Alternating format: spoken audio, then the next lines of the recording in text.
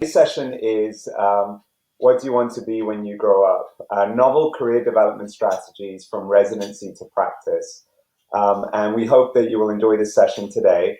To pose questions to any of the faculty, please type questions in the Q&A or the chat field on the left side of your screen. Also, regarding CME credit, as a reminder, you can earn CME for attendance in this session today, and your participation has been recorded.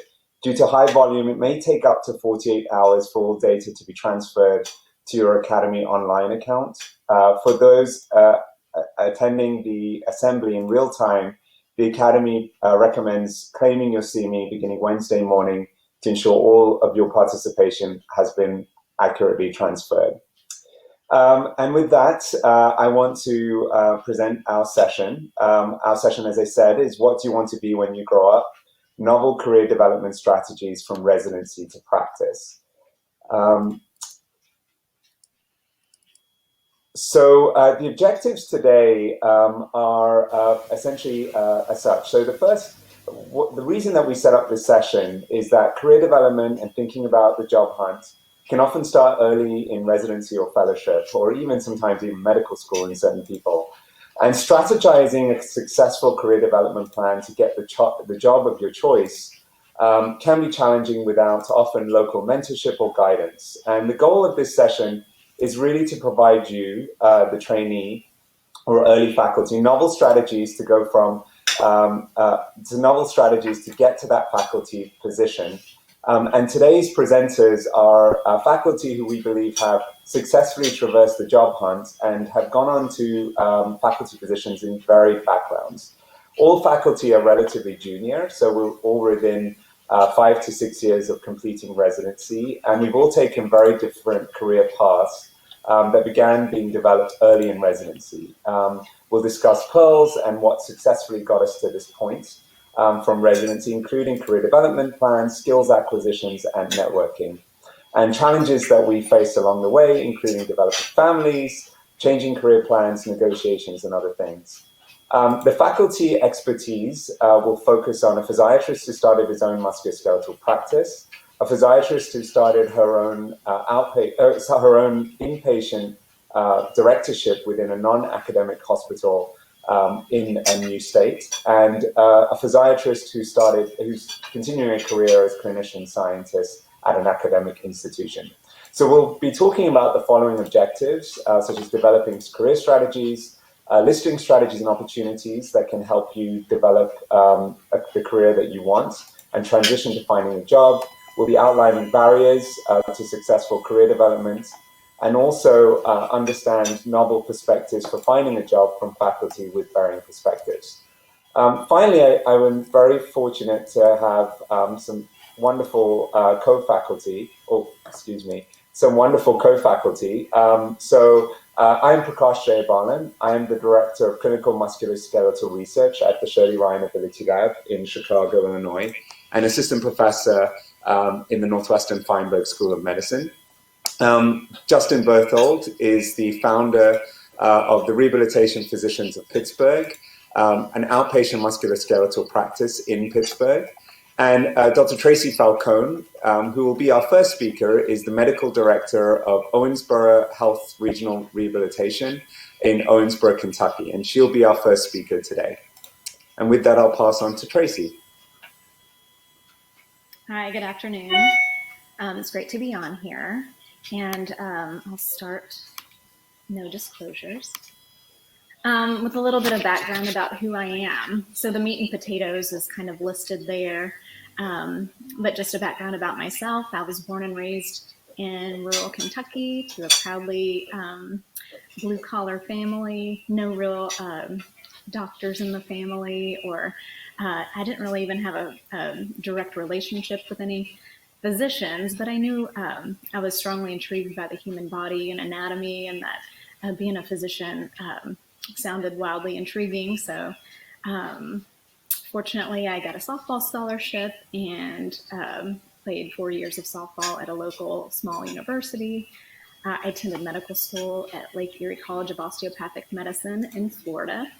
And I began having an interest in physical medicine and rehabilitation. In about my third year, I was able to rotate with PM&R, and I just really found a liking to the variability of patients that you see and the impact that you can have on their lives. And so during that time, I met my future husband, who was currently a general surgery resident in the University of Pittsburgh program. So I was fortunate to match at that program as well, and move my career forward with a great interest in musculoskeletal medicine, potentially sports and spine.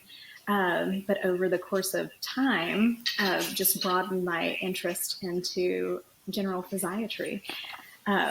My career path led me back to Kentucky, to Owensboro, to be close to family. Over the course of residency, I had 2 children, one at the end of my second year of residency, and then our daughter Gianna, and then our son JD was born mid-year of my 4th year.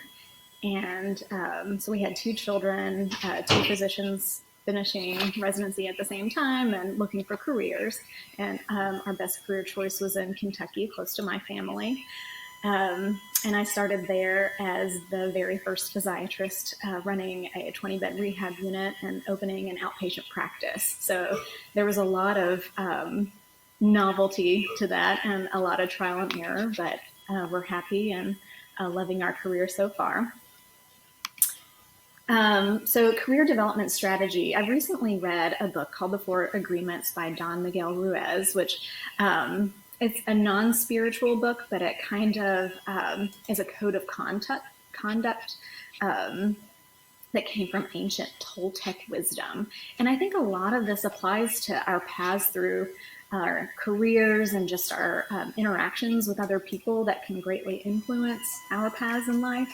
I believe my influence in my career choice greatly came from my mentors, but then also my family, who I had to kind of give an equal weight in helping me to find a direction. The first is be impeccable with your word. Number 1, be responsible for what we say, but then also to really choose our words wisely in terms of how we present ourselves. Don't make assumptions. Always use those intriguing questions to clarify situations, to make sure that both sides of a party are on the same page. 3, don't take anything personally. I think this goes great with any feedback that we receive in residency and or our careers, just to be able to sit back and evaluate situations in a non-judgmental way. And 4thly, do your best. If in each circumstance, whether it's medical school or a residency or your career path, if you just do your best, there's no regrets at the end of the day. So medical school, as I'd said, I'd chosen physical medicine and rehabilitation at the end of my 3rd year, which gave me a whole 4th year to select my electives to be more focused towards other fields that could build upon my knowledge in physical medicine and rehab. So those include orthopedic surgery, radiology, and even rotating with DOs that had OMT focus within their outpatient practice. Whenever I did choose PM&R rotations, I tried to choose institutions that I was interested in potentially having a residency career in, but also I really looked towards those mentors. I rotated at UPMC Mercy with who was then there, Dr. Goldberg, and he was in the traumatic brain injury unit, and he really had an impact on how to view patients in regards to progressing them towards self-actualization and actually returning responsibility to the patient for their overall recovery and rehab. During that time, really working up a good personal statement, because I felt like that was a very foundational way that I conversed during my residency interviews.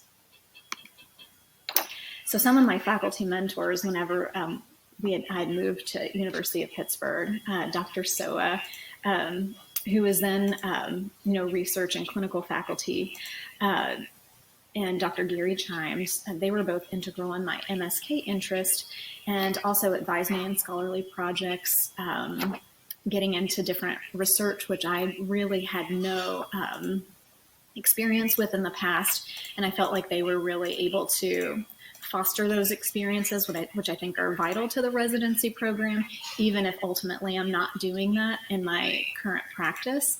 I'm glad that I was able to see it, to have that experience, and to ultimately be able to choose. Dr. Gary Galong was a mentor, mostly on the inpatient realm, and he was kind of the one that put the bug in my ear, like, don't give up on inpatient as a practice, like, really consider your skill set and how you might be able to excel into certain things like that. And I was able to have structured mentor conversations with Dr. Chimes as well, who also kind of laid it out and helped me to establish a priority, if you will, of the direction. So this is happening around third year residency, I believe, trying to really hone in on where career's going, just in case fellowship was going to be the next step. So some of my scholarly projects are here, and of course they are MSK focused, but also I'm interested in nutrition, and then I was able to do some nutritionally focused activities, specifically with Dr. Soa as well. Other opportunities to think about in residency, so investing in each one of those rotations regardless of interest. Even in my practice, every single day I think of, how did my mentor in the spinal cord injury unit manage his patient, or what kind of spasticity regimen would Dr. Moonen have used for cervical dystonia. So there's so many times that you really kind of think back on those. Continue to use those 4 arguments. Ask questions. Don't assume that as you move up that there's nothing left to learn, or that you should be experienced and proficient in all things. That's why we're in residency, is to use those situations to ask questions and learn, and really build off those mentorships. I was able to kind of create an administrative elective during my 4th year, because I knew I was going to be medical director, and then able to plug in and get extra rotations with EMG and ultrasound, just to maintain a very broad residency experience to pull forward. I call them challenges rather than barriers. Having 2 children during residency, and then we had a 3rd child at the end of my 1st year as a career attending, Rosemary. I'd say they were challenges, blessings, all the same. They kind of, having a larger family, having a general surgeon as a husband, initially having a path that was a little bit too singularly goal-focused. MSK, I think, had been a barrier. We did have a concentrated geographic preference when looking for a facility, and there were somewhat of a lack of mentors working currently in a more individually based practice, or private practice, or even hospital-based community practice. And also, ultimately in my career, I ended up at a location that had no prior physiatrist there. The rehab unit was over 20 years old, but had been run by an internist and neurologist and I believe some rheumatology group at some point. There were also concerns at being a solo provider and maintaining call. So the approach to the career, obviously, John and I, my husband, John, really talked about our goals in regards to our family, our careers, and what we were and weren't able to do once the workday was done. That really led me to the hospital-based employed paradigm. I didn't feel like a business management plan was in my skill set. I didn't really feel like mentoring research projects and scholarly projects were in my skill set, but I really love and enjoy working as a team, administrating over the team, and just being with patients and seeing them to their fullest. Fortunately, my husband was able to get into the same hospital group in their general surgery and trauma program. He has a master's in medical education, and they were initiating a collaborative agreement with the University of Louisville, where fourth year surgical residents come in to do a community rotation. So he was really able to take that and run with it. So it was perfect for his career planning. He also does elective, he sets up electives for the medical students from Pikeville Osteopathic Medical School, and I have medical students from Pikeville, so I still get to teach. General physiatry just seemed to keep me interested. It ticked all the boxes in regards to what my interests were, but also what I needed from my family in terms of hospital-based things, a guaranteed salary. I didn't have to worry about the insurance plans of my patients, and I could just think about the medicine, just think about the team path, and I felt really comfortable with that. Here's the career path that we've had so far. I started out as sort of a 60% inpatient, 40% outpatient, but my role has evolved to be 100% inpatient with a developing consult service. As we had seen, the biggest demand for my need was in the inpatient rehab unit. The graph below, it's hard to read, but it just shows that since I've actually been there 7 years, but since my initial employment, we've grown the rehab unit $7 million from their basic net profit. So really able to see a substantial improvement with physiatry, and our outcomes are just getting a lot better in regards to now our GG code improvements over the length of a patient stay and patient satisfaction scores. Since I've been there, I've been able to add a nurse practitioner to the PM&R service line, and just this year we added Dr. Porter, who's a newly graduated resident as a second physiatrist who has a greater focus in the outpatient realm with electrodiagnostics and general outpatient physiatry as well. So definitely something to be proud of. And here we are, a lot of bulleted things, but just note, when on the job search, sometimes those job listings aren't going to tick every box, but kind of think about where your skill set lies, different things that you feel like you could bring to the table. Coming into a position that a physiatrist hadn't been, it took a lot of education on my part, our management and administration, but ultimately it was worth it to see kind of the fruits of our labor and continue to utilize those mentors, continue to think back and look back on all those experiences. And while you're in those experiences, cherish them and ask questions and learn all the things. And here's my family, who I do it all for, our two Bernedoodles, Biscuit and Honey, and my husband, John, and our three kids, Gianna, JD, and Rosemary. So I appreciate your time.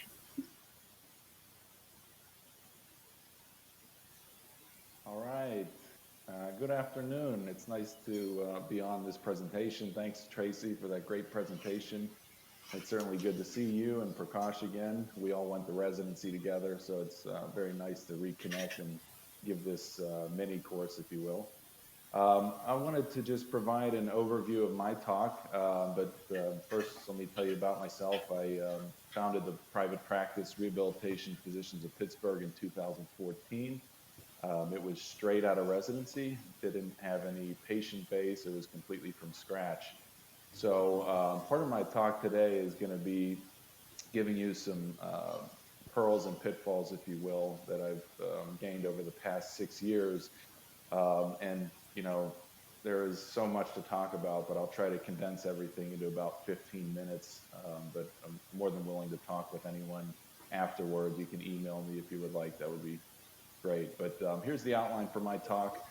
I kind of set it up as what I call different stones. And the reason why I did this, when I was thinking about starting the practice out of residency without any resources, I almost perceived it as like a David and Goliath type of battle. That's how I structured it in my head. And if you know anything about the biblical story, David actually went into battle with 5 stones, and he was able to take down Goliath with just 1 stone. But a lot of people have speculated why David had 5 stones with him. Well, Goliath actually had 4 brothers, and David's thought was that if he defeated Goliath, he may have to take on Goliath's brothers. So that's why he had 5 stones. the point I'm trying to make with that is that Goliath was this mighty giant, and David was this very small, underpowered person, but he was prepared, and that's what led him to victory. So preparation is everything, and I hope I can help you get prepared if this is the next step in your venture. A little bit about myself. I come from two small business owners. My dad has been in business for 45 years. He had no formal business training. He had very humble beginnings.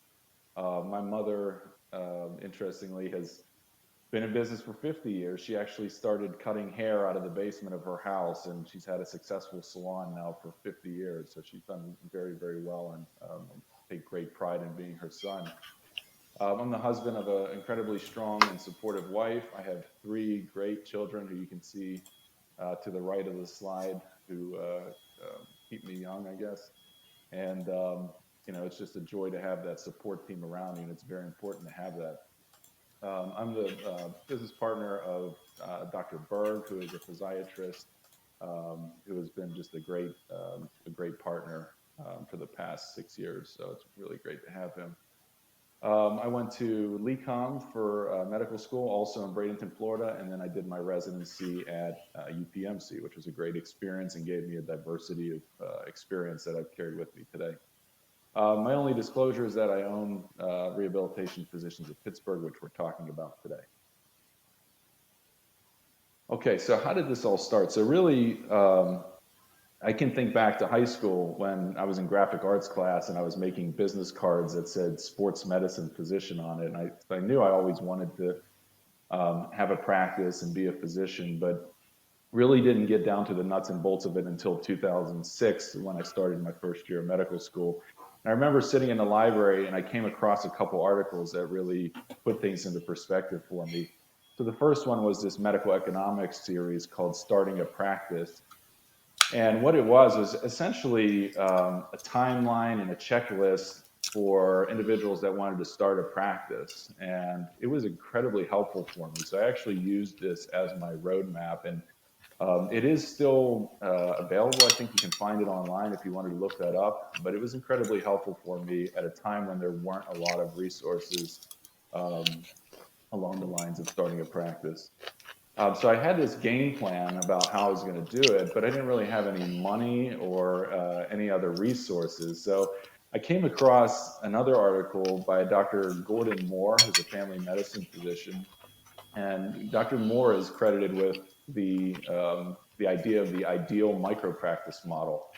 So it's actually just basically showing you how to create a practice with low resources and basically using technology to leverage yourself, and all about creating the best possible patient experience on a budget. So that's what I used to get started, and I found those articles to be incredibly helpful for me.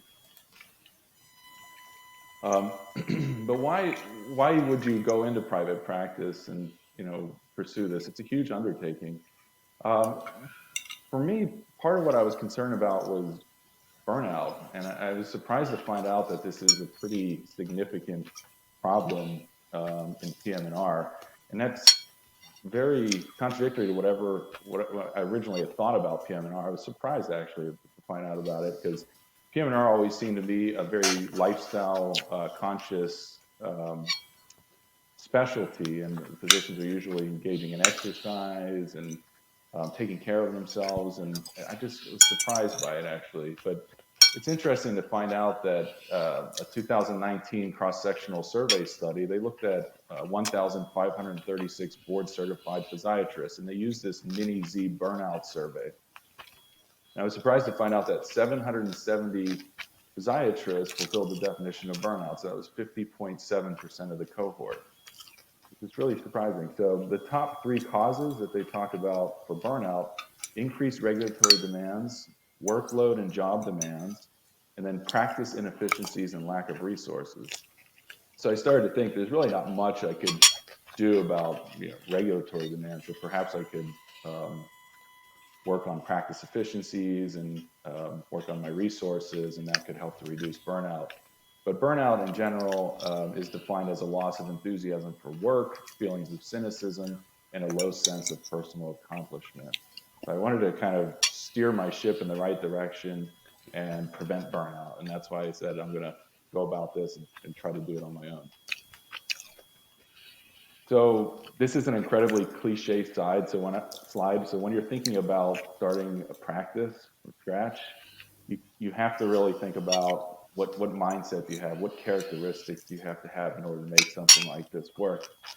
So there's the characteristics of a competitor, right? So the classic underdog mentality. You're going into a fight, you have to think that you can win it. Okay, it's very important to always have that confidence in yourself.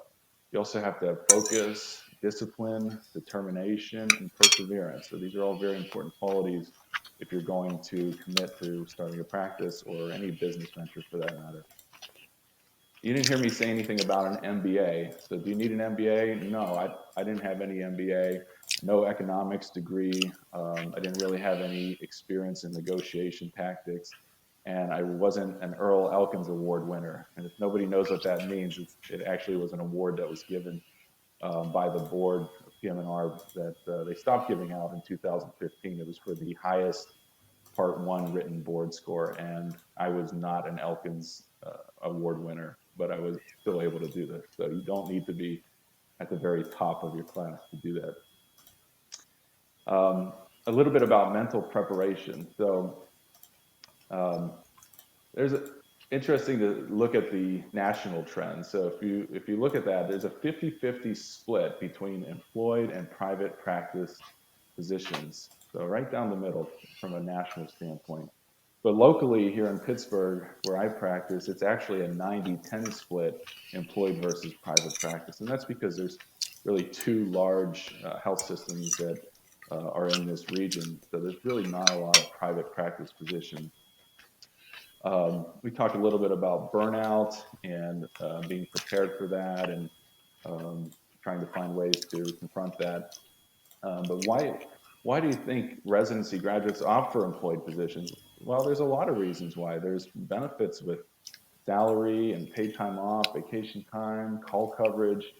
All these things are great. And I can tell you that I don't really have any of those things. I don't have any vacation time or call coverage in a sense other than my partner, Dr. Berg. But these types of things are very, attractive when you're graduating residency and you're looking at a job. But for me, it was more about this quest for happiness. I knew I wanted to do this. I wanted to stay true to my values. And so I decided to go towards it. And when I was constructing this venture, I was curious, like, really, is big medicine Goliath? Am I David, this endangered medical entrepreneur? So I kind of thought about things almost from that perspective, but I actually was wrong. And I'll explain to you why a little bit later. Okay, so the next stone is really the methodology. So you've kind of mentally prepared, and now you're going to start to put this plan in action. When you're budgeting to start a practice, you really have a lot to think about. For me, there was a tremendous amount of medical school debt, and fortunately for me, I was on an income-based repayment program. So what that meant was that my loan repayment was capped at a certain percentage above my discretionary, a certain percentage of my discretionary income. So that meant if I was having a successful year, I would pay more towards my loans. If I wasn't having as successful of a year, my payment would be lower. So that was really helpful for me to kind of have that sliding scale of payment from medical school loans. One thing that I really encourage a lot of people to do early is to start a nest egg. If you're interested in going into private practice and you can create a self-funded startup from the beginning, you'll be in a much better position than if you have to take out a lot of loans to get it off the ground. So try to think about ways to cut your costs and tuck away some savings early on during residency. There's a lot of projected costs, things like office space, furnishings, equipment, all different types of insurance that you'll need, just not malpractice insurance. There's other things like business insurance that you'll need, cybersecurity insurance. You could really spend a lot of money on those things. Your electronic medical record, your staff, all these things will cost money. And one of the tidbits that I learned early on was, look at leasing options. Don't always think about purchasing equipment outright. What you'll find is that a lot of medical equipment depreciates, especially ultrasound. Every year there's newer units that are coming out that are capable of more and more bells and whistles. So think about leasing versus purchasing because those items depreciate and can cost you in the long run. Scale your costs appropriately. You may not want to start off with the most expensive office furniture. You may want to just kind of grow into things as you get more and more of a patient volume. Develop your niche. For me, it was developing a musculoskeletal practice with a high emphasis on the patient-doctor relationship. So one of the things that you may think as a perceived weakness, which is being a very small solo practice initially, could actually turn into one of your strengths by being able to leverage that customer service and that direct patient experience. So think about how you can turn perceived weaknesses into strengths.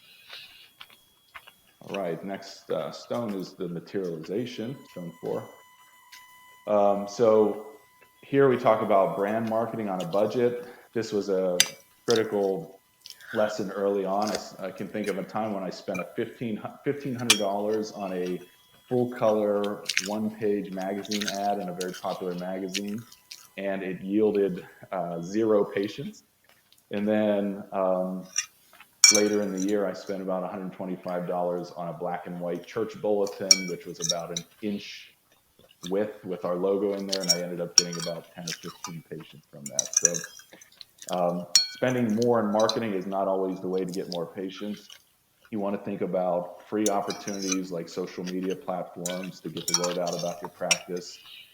But word of mouth referrals is by far and large the greatest referral you can get. Create a great experience for your patient, and they'll tell family members, they'll tell friends about you, and you can start to grow your influence that way. I really emphasize the importance of developing relationships with all providers. So not just your colleagues in PM&R, but primary care physicians, physical therapists, occupational therapists. Don't forget about chiropractors and acupuncturists, massage therapists. These are all people that are practicing in your community that you can enhance your relationships with and develop a very good referral source. So think about that. I encourage everyone to think about maybe a side hustle or a side gig when you're first starting out in your practice. The funds are not going to be coming through initially, so you want to think about opportunities to make money to create some financial stability for your family. For me, that was a medical directorship, that was some consultation work at a skilled nursing facility, and then also some medical